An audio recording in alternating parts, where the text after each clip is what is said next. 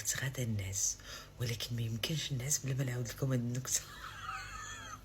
هذا واحد خينا مريض في المعده، عنده ألسير، مشى عند الطبيب قال ليه ما عنديش لك الدواء من غير انك خصك تقلب على شي مراه يلا ولدات كترضع وتعطيك داك الحليب ديال الرضيع.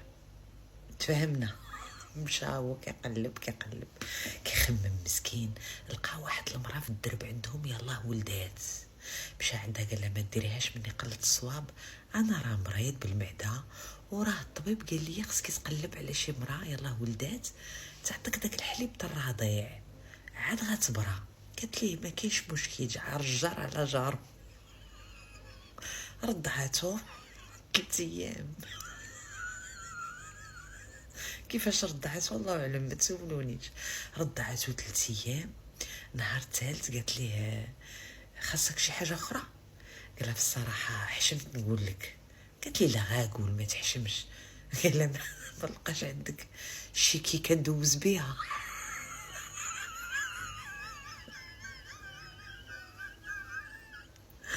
ديديكاس الالما ارمانو.